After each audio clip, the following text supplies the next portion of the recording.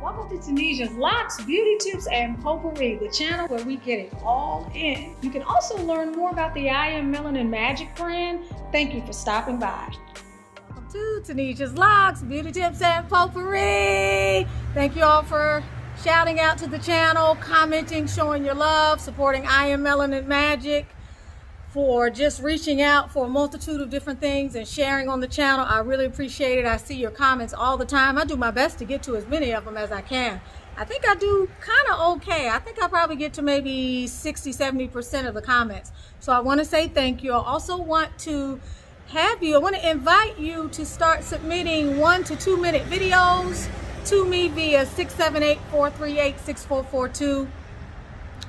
Using a Google Drive link, whereby you just have to film something short related to your Sisterlocks journey that you would like to share with the rest of us out here, those who watch the channel and people who can learn something from your journey.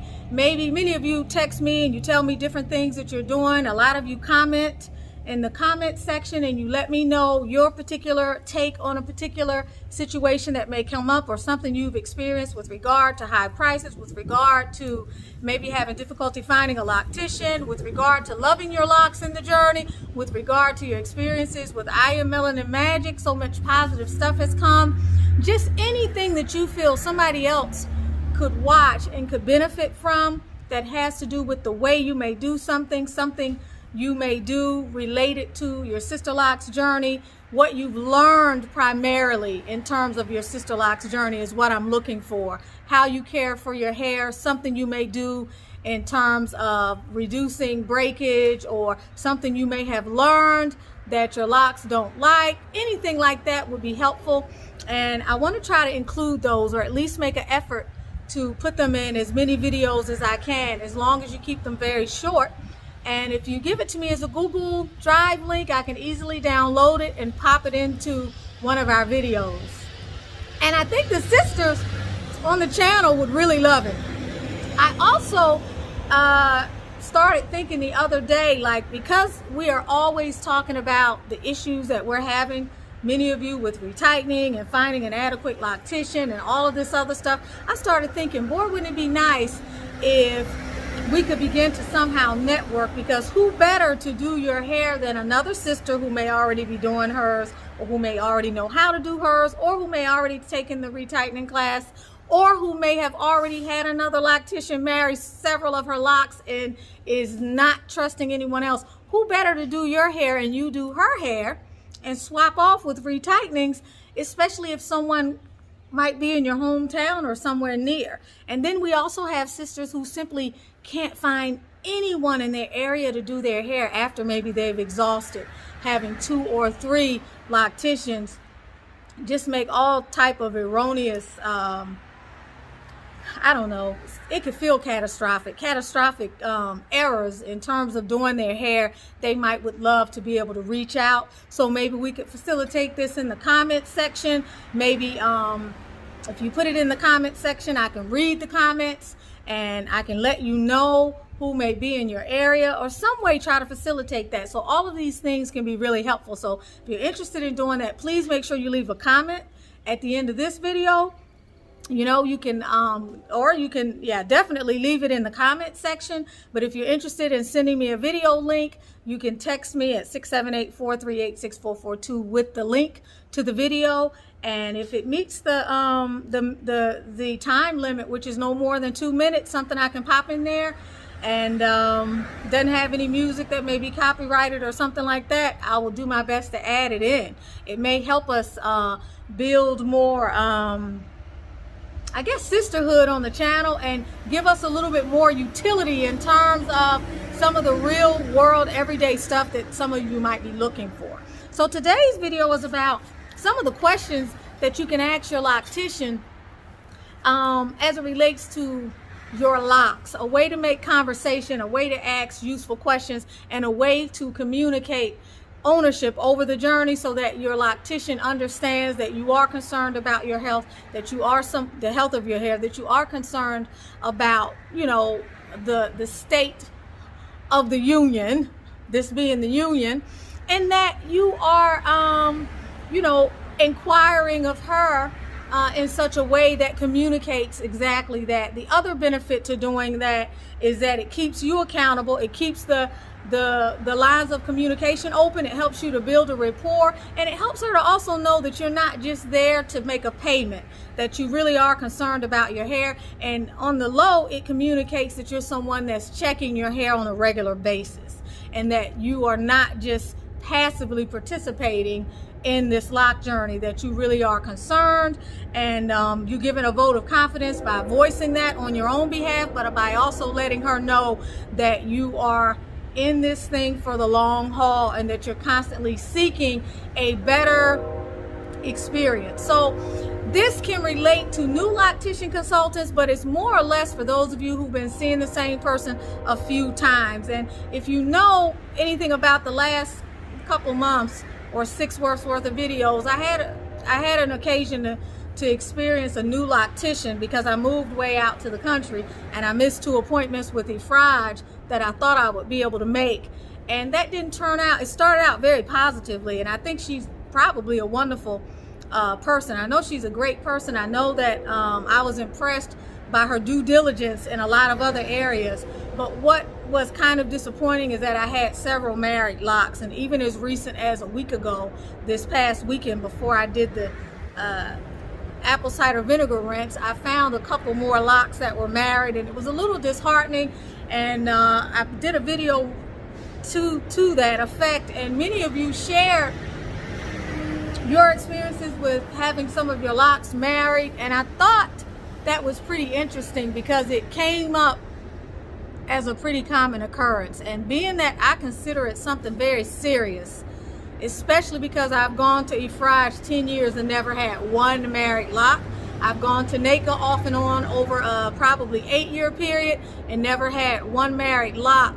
And I know how marrying locks, whether it happens deliberately or in careless disregard or via neglect or just an oversight, I realize how critical it can be in the journey and how detrimental it can be to our hair. It's a really serious offense. It's serious. And since we can't see our own hair, we're trusting those people who have a 360-degree angle and light, hopefully, to be able to look down and determine and discern which lock is separate from another lock without marrying them. And when you begin to have multiple married locks, as some of you mentioned here on the channel, you start to wonder, well, how did that happen? Was it happening on purpose? Was it just reckless disregard? Like, how is it that I'm paying this money and I have so many married locks? Or secondary to that, why wasn't I told? When you marry a lock, I can promise you, because the 3 times I've done my own hair, one time I did the whole hair, and I do the retightening on the top part of my hair pretty frequently. I know when I marry a lock, and I don't have a 360-degree view of my hair, but I know when I marry a lock, and that's when I enlist the help of Naima, and she helps me to unmarry the lock. So the benefit of them letting you know they married a lock and actually remedying that situation while you're in the chair,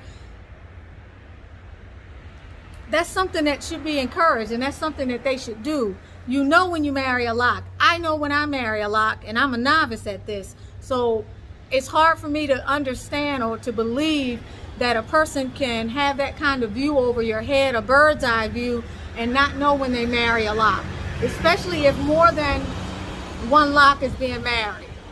That's problematic. So that's something we have to be looking at. So in doing that, I've become a lot more vigilant in regards to making suggestions about the things that I've been doing all these years, but the things that I might have needed to do while I was in the chair. Although I did video certain portions while she was doing my hair, and I trusted when she clipped rather than pulled. She said tangled hairs. But one of you brought this up to me on the channel, and you said, well, gosh, you know, you have to wonder if what she was clipping was maybe areas where she had combined things. I don't know, and I'm not accusing anyone. But what I'm saying is, we can't say we take ownership over this journey and want to have abundant locks and to try to sustain this journey for as long as we possibly can, even knowing the inherent risks as you go further and further into the journey, with many of you dealing with losing locks, having a difficult time finding a loctician, keeping your hair healthy, dealing with frequent retightenings, inadequate retightenings, locticians who are very good, but those who are also not as conscientious. We can't say that we're owning this journey and not participate fully and actively in our own rescue. And that means we have to be vigilant, and we have to care about our hair enough to be forthright and forthcoming, and just be in the driver's seat when it comes to making important decisions and then communicating with our locticians the things that are of concerns to us. I would venture to say that your average loctician probably wants to do a very good job and wants to please her client base, just like the rest of us who are entrepreneurs out here.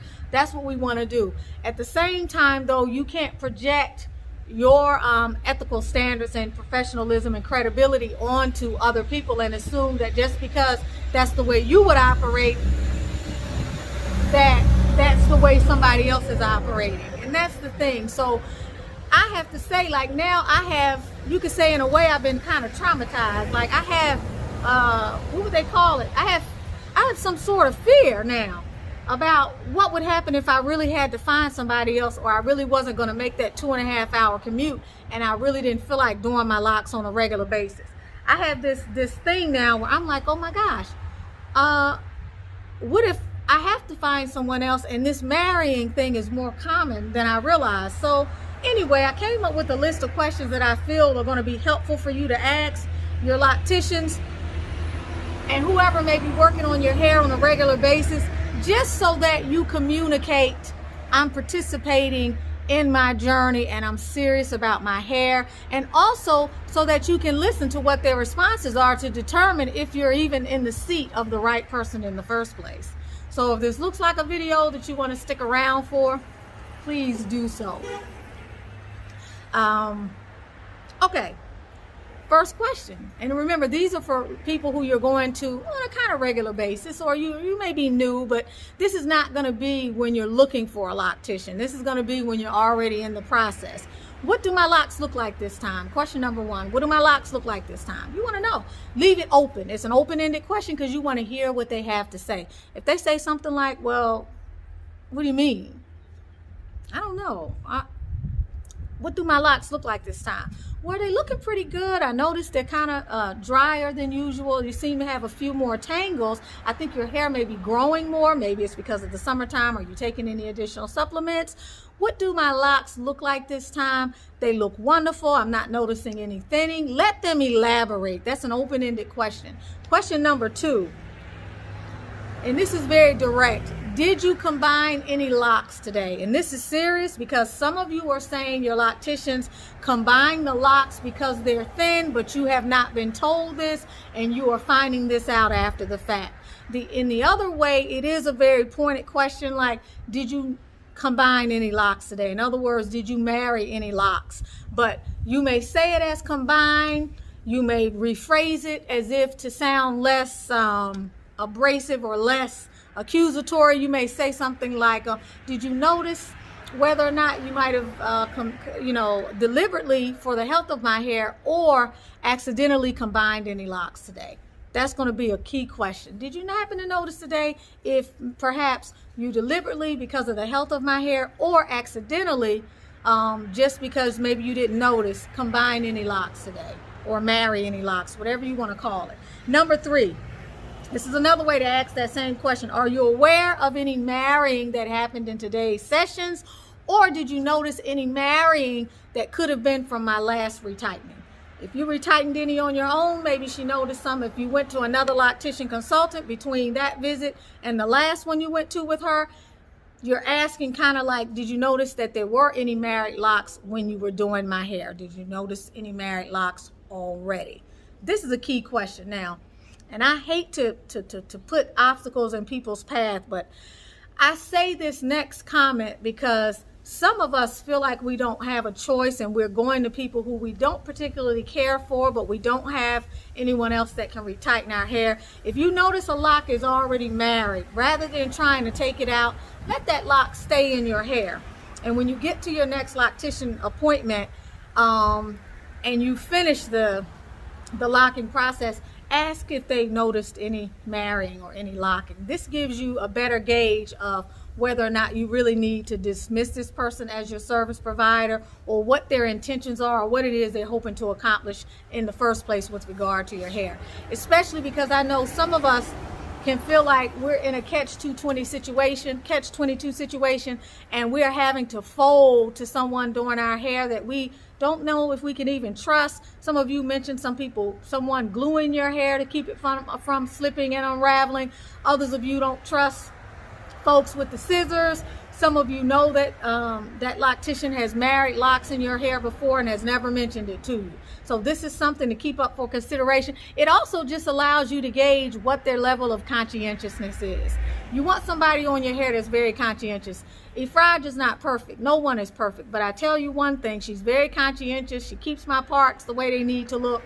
She has never married a lock. And when I leave there, my locks feel like they've been groomed, because the whole time she's doing them, she's running her fingers through certain sections. So I notice when I go to her versus going to Naka, who's more freeform, my hair actually looks different in the same in a retightening session. So these things are really important.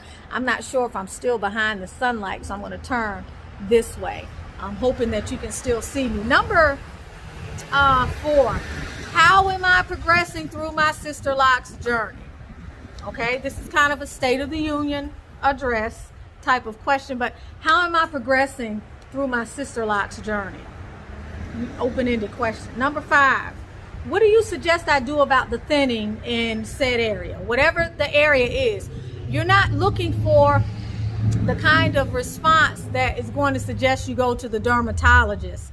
Clearly, you may do that anyway, and that's a beautiful thing if that's what you decide you need. But what you're looking for is what they have to say about the thinning and what suggestions they may give you. That's Albie over there. I'm looking at her. I just put my geraniums back out after housing them in the sunroom, and she's running away from the plant after she sees something in it. So I do get lizards regularly, so I'm just wondering what that is. So yeah, what do you suggest that I do about the thinning? The other thing I want you to be able to gauge if you have thinning is to ask in that question, does it look like any new growth is being stimulated? That's key, because you can have thinning and locks falling out, but I don't believe you should have to take all of your locks out unless you can determine that there's no hair growth whatsoever. As long as your hair is still thriving and is still growing, then to me, it's worth the investment to try to figure out how you can further stimulate growth in that area rather than just giving up. So, and I've given some suggestions, I believe in a video that had to do with what to do when your locks are still falling out and you've done everything that you think you can do. And I'm going to do another one on to chop or to keep, but that video is more recent. So whenever you see this one, the date is February the 21st. That other video is only within 2 weeks of this video. So look for that one, because that's an important video in terms of giving you some options of how to really investigate what's going on with your hair and not just dismiss it. And keep in mind, there's always an opportunity for you to try the I Am Melanin Magic Premium Hair Oil Blend or the Magical Hair Growth Serum. And you can get those from the website. A lot of you are doing that and getting some really promising results, especially for those of you who've really been dealing with hair loss and stuff for a long time. If anything, it's going to let you know that your hair can grow and that you don't have to totally give up on the journey, and that there's something that you can do even if other products haven't worked in the past. This product is working for over 80% of people now as of this recording. Okay, number 6. If there is an issue that you have, or there is something that's trending a certain way, you want to know this. Is there anything that you think that I can do, or is there anything that you foresee me needing to do in order to address whatever it may be? Is there anything that you foresee me needing to do in order to address maybe possible thinning in other areas? Maybe you got some thinning on this side, or maybe you have something happening up here, or maybe you're losing locks in a certain area, or maybe your ends are unraveling. Whatever it might be, is there anything that you can foresee me needing to do in order to address said situation, whatever it might be? The light is shifting. Don't know what's going on here, and I'm hoping you all can see me, and it's just me not being able to get the best view from the video. So, okay, next question. Number 7. Do you think the frequency of my retightenings is appropriate to my needs? Always ask that question. All right, just see what they have to say. You may be thinking you're coming in too often. You may be thinking you're not coming in enough. Remember, I'm a big proponent of less frequent retightenings in most cases. Not all cases, but I will tell you this. If you have the right loctician and she's tender, I don't think it would matter how often you would get those retightenings. And I say that to say that's the most important thing. Because if I were retightening the hair in these particular softer areas very gently every 3 or 4 weeks, I don't think that would be problematic. I don't think it would be, as long as I was not pulling on my hair, and as long as not only was I not pulling the scalp, but I wasn't pulling the hair that was actually getting caught up with the retightening. If you're being very tender, then that's less of a threat, but there are any number of reasons why you might need to have more frequent retightenings. Let's say you're pregnant and your hormones are raging in a good way. You may need more frequent retightenings, okay? But at the same time, if you're starting to lose hair in that period after having your baby, you may need to decrease your retightenings, or you may need to change up certain aspects of your retightening. I'm not even opposed to retightening certain areas with your loctician at different times, depending upon your particular hair care needs. That's why you have to investigate. And remember, when we start asking for these things and they start making exceptions, our locticians, then we are sort of laying the groundwork in a grassroots way for revolutionizing the way locticians recognize they have to serve us. When you are more informed, people will treat you differently. It's no different than how hair care, healthcare has been transformed in this country. Your average doctor now knows they can't just tell you any old thing, because typically when you come into the healthcare setting, you are able to have an intelligent conversation about what's going on with your health, and you're armed with information. As a matter of fact, when I was considering some type of intervention for my hip, how do I even say this? I followed up. My friend Fran had her hip surgery with a particular surgeon who she sang the praises of, that was a part of the Kaiser network. And I decided I would look into that and do a I hope that's not the, oh gosh, if that's the person coming by my house, y'all, you're gonna have to excuse me, because Albie's getting ready to act like a fool if they come up here, and I don't want her breaking that chain. So if they start to come over here, I'm just gonna have to leave for just a second. I hope not. Okay, good. I don't think so. He's doing something with his trailer. But so when I got on the video consult with her, I was very excited. I let her know, Fran recommended you, you did wonderful, blah, blah, blah, blah, blah, blah.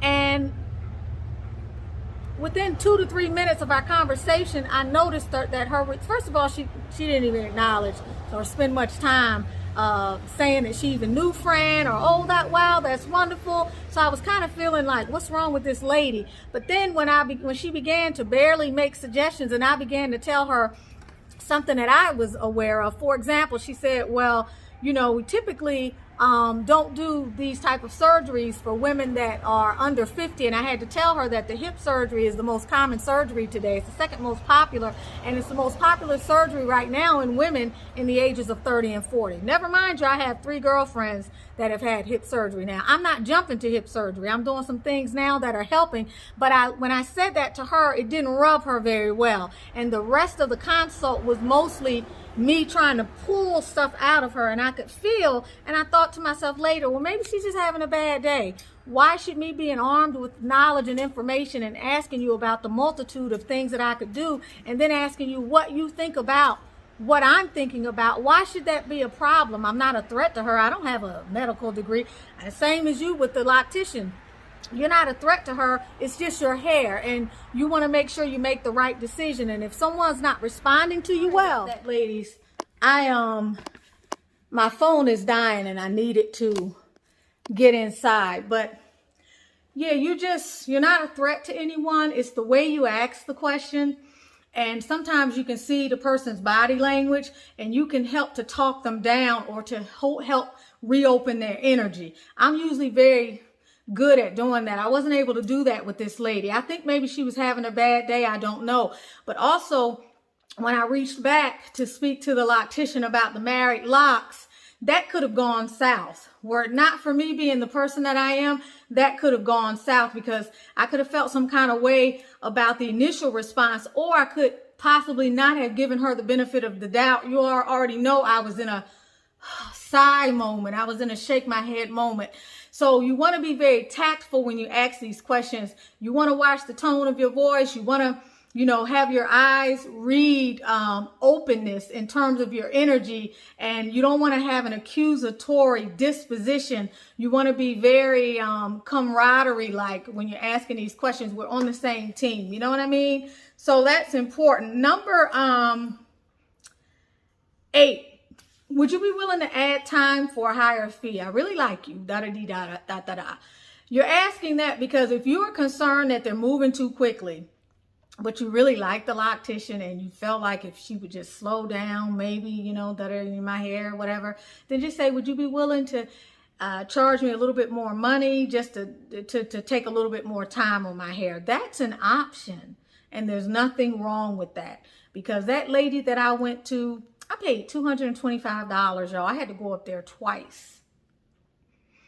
I was up there for a long time, but you saw what happened. But the thing is, if that hadn't happened and I had been pleased with my retightening, and I got to tell you, I don't want to complain, but if I had been pleased with my retightening, I would have probably been willing to pay that, but not know at the frequency she was talking about, because I know I don't need a retightening that frequently in order for my hair to prosper.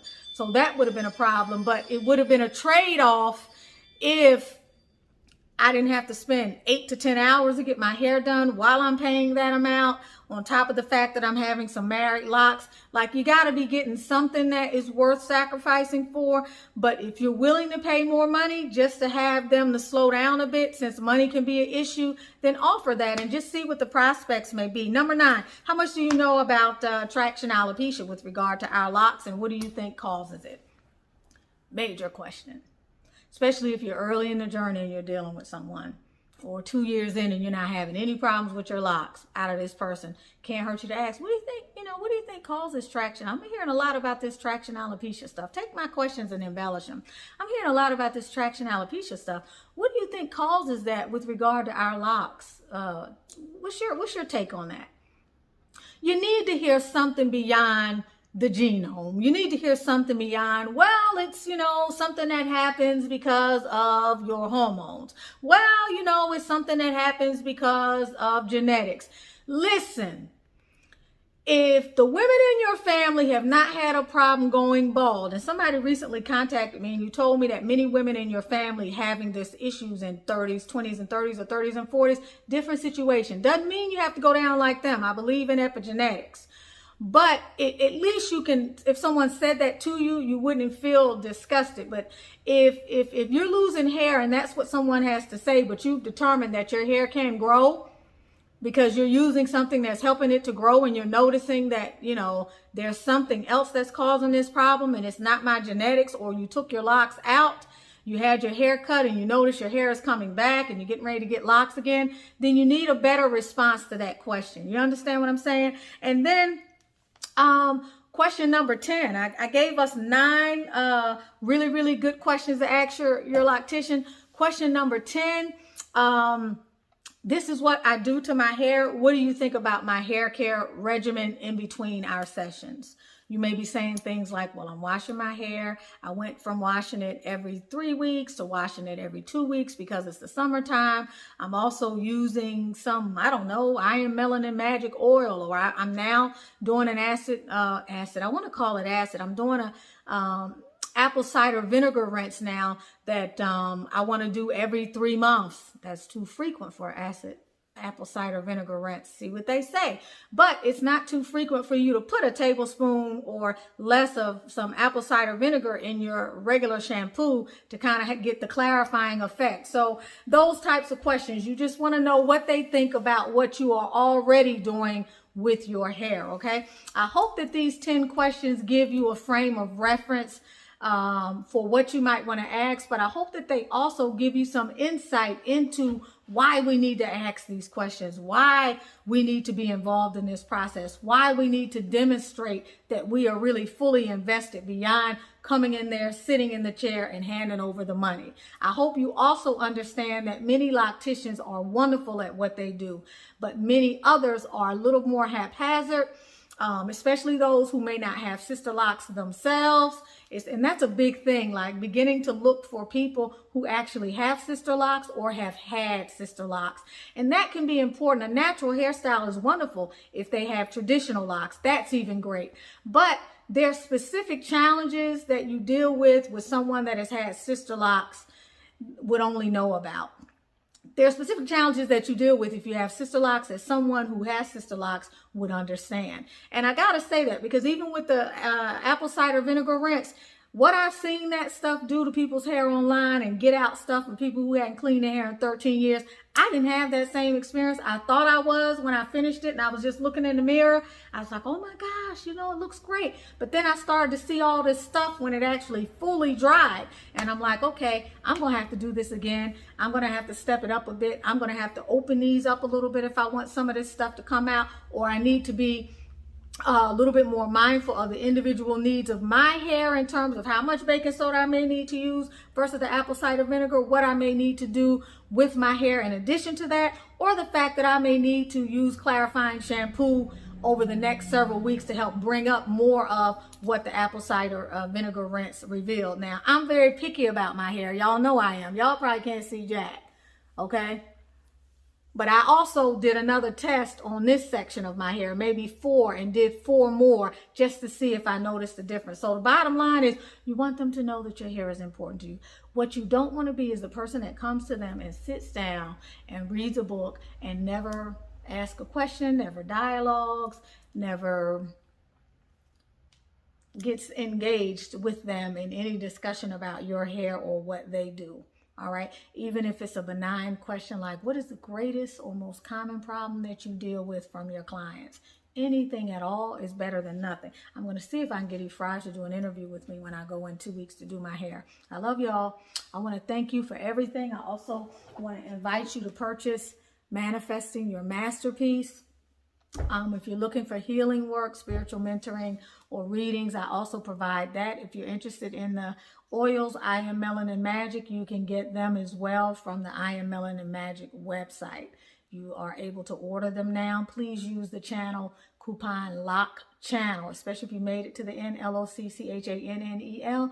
That coupon is probably going to be active all the way through the middle of the summer, and it allows those of you that watch the video, support the channel, and stick around to the end of the videos to be able to get an additional discount, a higher discount, not additional, because the website will give you a certain discount, but you'll be able to get a 20% discount at least until the end of June 30th. As of this video, 2022. So again, thank you so much. Keep being your beautiful self. I wish you peace, prosperity, and productivity. Much love to you.